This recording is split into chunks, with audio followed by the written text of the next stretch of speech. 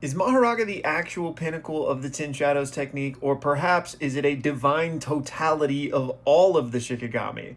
Let's talk about it. All right, first of all, shout out to Tyler who inspired this video today and asked me if Megumi's Ten Shadows would be stronger if they were all totalities so that he could mix and match them over 1,000 different ways. So let's talk about this, but spoilers for JJK. All right, first and foremost, just a brief review of what totalities even are. And when a Ten Shadows Shikigami dies, you can no longer summon it. However, its power is distilled down into what is called a totality, and you can then infuse that power into your other Shikigami. So perhaps the most recognizable example is the Divine Dog. Remember, Megumi originally had two, one black, one white. The white one passed away, but then Megumi used the totality of the white dog and infused it into the black dog, creating the Divine Dog totality that you see here. So the important thing to understand about this is that you still need a base Shikigami to infuse totalities into. So to first respond to Tyler's assessment of if all the Shikigami were totalities, couldn't you make a bunch of different combinations? No, because you would need at least one to infuse the others into. So you can't just straight up kill them all. But as long as you have one, you could do a whole bunch of combinations with the other 9 totalities, right? And the biggest example of this we have is Merged Beast Agito, which we saw Sukuna do.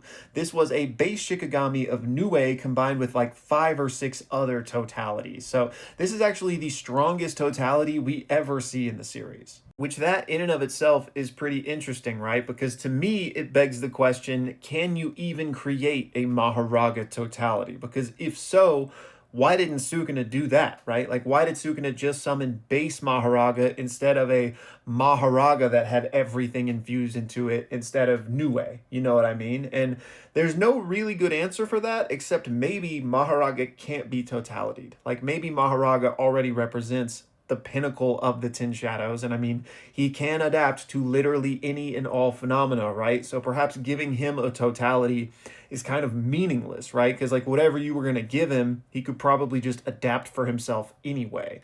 I guess the only distinction is that you could kind of preload him with certain things, you know, like for example, Nue, if we gave him wings, then he could fly right off the jump. But obviously if Maharaga needed to fly, he would just adapt and fly. But I don't know, maybe it's just something that for whatever reason Sukuna didn't deem necessary, but it is something you can do. But again, the fact that we didn't see it makes me wonder, can you even totality with Maharaga? And then the interesting thought on the other side of that is, can you use a Maharaga totality in other Shikigami, right? And this is something we just never even really had the chance to see in the series, because by the time Maharaga died, we know that Sukuna's 10 Shadows basically stopped working. So Sukuna didn't even have a chance to theoretically use a Maharaga totality. Now, Megumi, looking forward from the end of the series, might be able to do something like this if indeed you can use a Maharaga totality. But then the question becomes, if that is possible,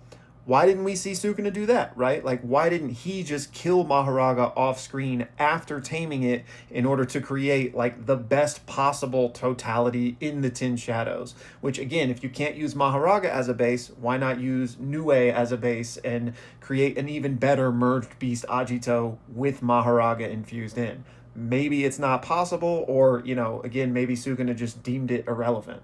I suppose it's at least possible that a Maharaga totality could exist, but Sukuna chose not to use it as to not put all of his eggs in one basket. Like, imagine if it had just been Agito infused with a Maharaga totality, maybe he thought the 2v1 wasn't as good as the 3v1 that he could do with leaving Maharaga as is. In any case, it's just hard to say exactly how Maharaga would work with totality because we never got any examples of it, right? It might work like every other Shikigami, and you could have that Maharaga rabbit escape.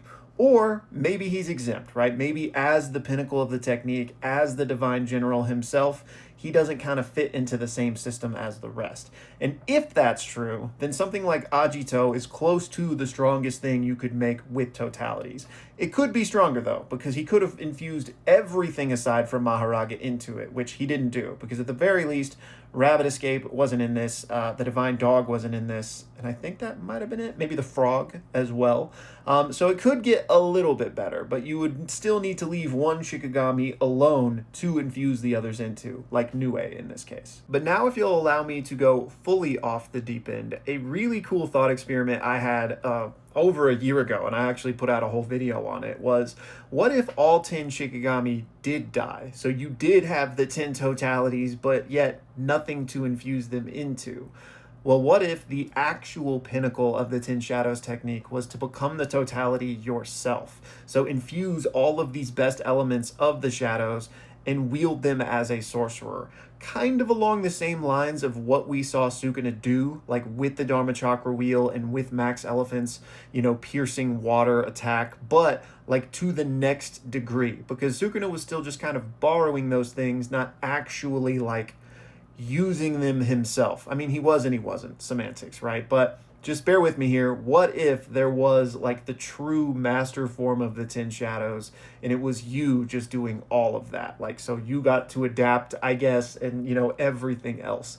I think that would be a really cool idea. But alas, the series is over and we never saw anything like that. So it's hard to say that that is the case, but it's fun to think about.